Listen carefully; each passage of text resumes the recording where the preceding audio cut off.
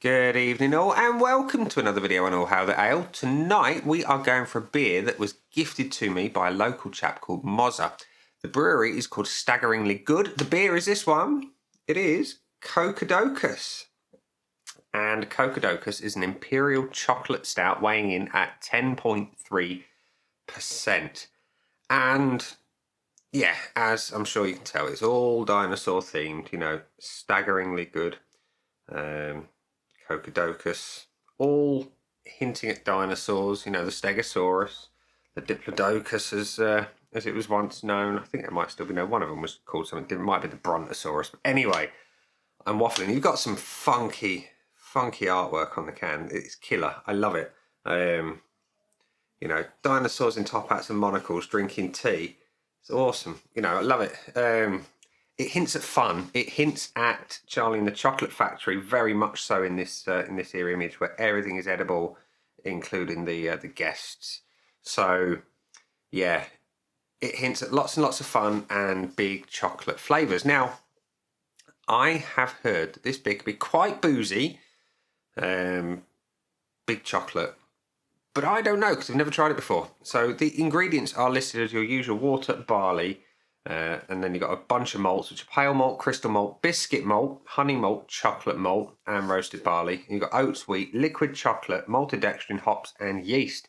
So there is actual chocolate in here, which is nice to see. So you've got 440 mils in your can, and it weighs in at 4.53 units in said can. So that's a fair chunk of what I'm actually allowed this week. I've actually been saving my units for it. So yeah. Get it out into a glass and see what we think, shall we? Does it match up to the awesome artwork, or is it going to be too much? Let's see. So, we're going to pour it into my tiny Rebel 7th birthday glass today, because I don't have any staggeringly good glassware. So, the pour is... Oh, that's pouring like oil. That really is. Like good old-fashioned engine oil.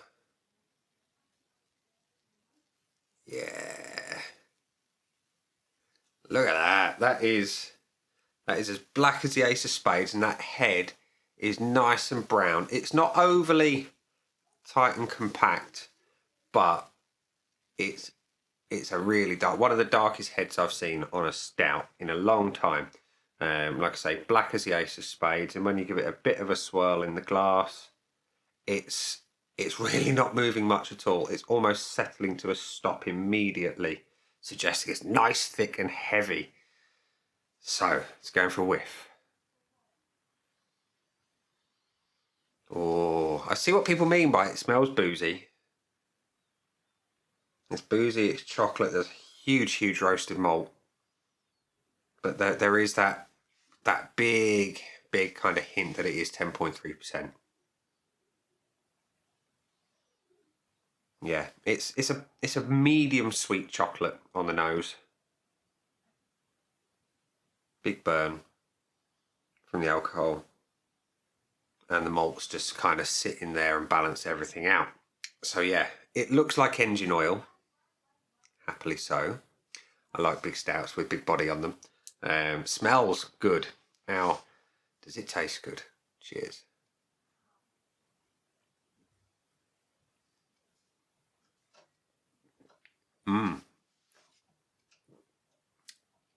The body on that is huge.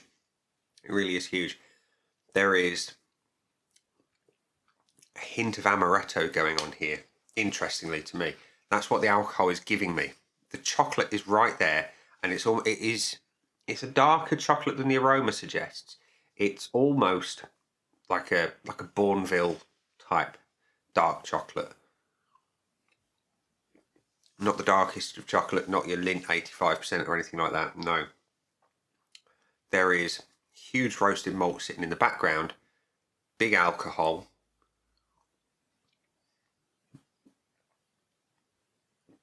big chocolate, and it all depends on where it hits you in the tongue as to what you get.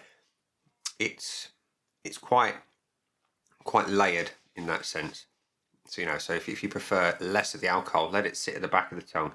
If you prefer a bit more of the alcohol, sort of towards the front is where I get most of it. But yeah, the amaretto hint is right there. Which for me is a good thing because I like amaretto a lot. But yeah, big alcoholic chocolate, big malts, and it's got no bones about it being 10.3% at all. And I appreciate that, you know. When it is a big beer, I like to know it's a big beer, and I like the hints that it's a big beer. And it is a big beer. There's no mistake about it. It's boozy, it's heavy, it's unctuous, it's unapologetically chocolate. It really is. That I'm really enjoying. The finish is slightly boozy, sweet, cloying, and that's no surprise really, given that there is a liquid chocolate in here, and of course it's a huge body on it, so it almost tastes like it's barrel aged in a bourbon barrel. That kind of thing going on. It's got that kind of woodiness in the background as well, almost like a smoked oak, that kind of thing. And I know that sounds slightly pretentious, but that's what I'm picking up. I can get it sometimes in a nice old single malt, and yeah, I'm getting that here. Me likey.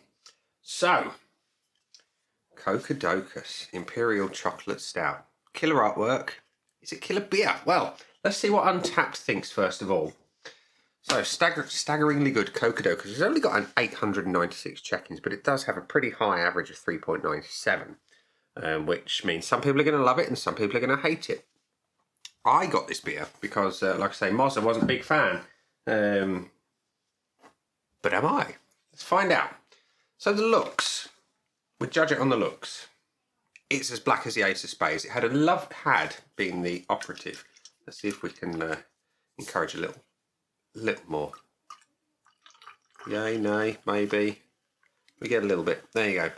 It's got a nice dark brown head. It's neither compact nor long lasting, but it's a lovely colour, and the beer itself is a beautiful black oil like stout. It's almost perfect. If that head hung around a little bit longer, or if it had a nitro delivery system, that would be off the wall. But the only reason I can knock it down a little bit is because of that lack of sort of longevity in the head. We're going to give it a 0.75. But otherwise, the beer itself looks amazing. Aromas, I appreciate a lot. And getting the big booze, there is that kind of emphasis on the amaretto type booze. There is big chocolate, like I say, Bourneville, that kind of level of dark. And I see that as medium sweet. And that milk chocolate to me is overly sweet. I'm a big lover of really dark chocolate. The roasted malts in here are really nice. They're layered, like I was saying earlier. You've got the chocolate malt, they're obvious, and you get that kind of the biscuit malt. It sits there, and that's just lovely.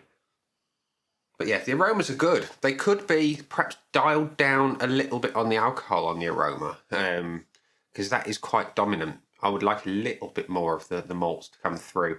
I get the feeling the alcohol is kind of holding them back a little bit. So I'm going to give it the 0.75. The body on this one is exceptional.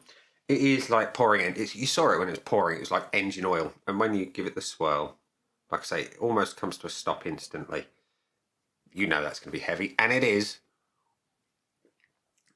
It is the heaviest matter in the universe. And 10 internet points for anyone who can name the band that comes from.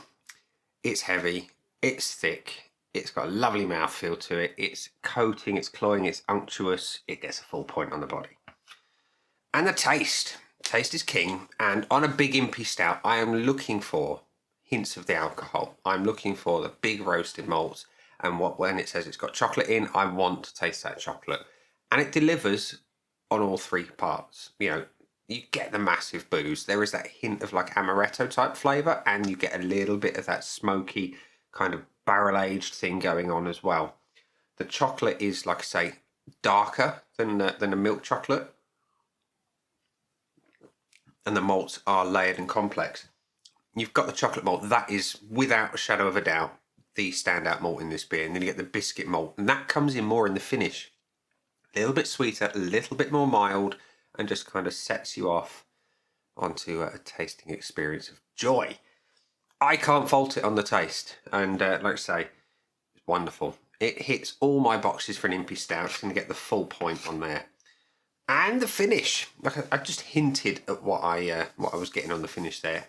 I look for the booze on the back end of an Imperial Stout. I look for those malts to continue doing what they were doing through the main taste, and I look for a bit of that chocolate.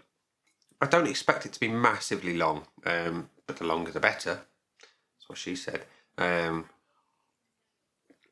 again, this one delivers. It starts out boozy. You get more of that chocolate kind of just fading out from that darker chocolate into the chocolate malt. And then it just goes into that kind of slightly biscuity flavour. And that's what I like.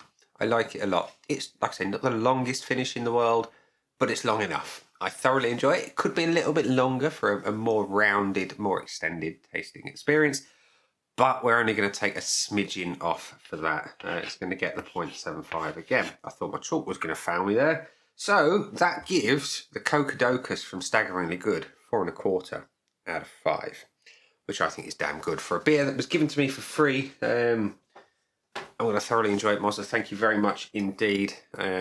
On the strength of this one, I probably will order some more, but I can't have them very often because of the aforementioned issues that mean I can only have a little bit of beer every week. Anyway, I'm in danger of waffling extensively, and so I'm just going to get right to the point and say that's been the beer. Down there are some buttons. You know exactly what to do with them by now.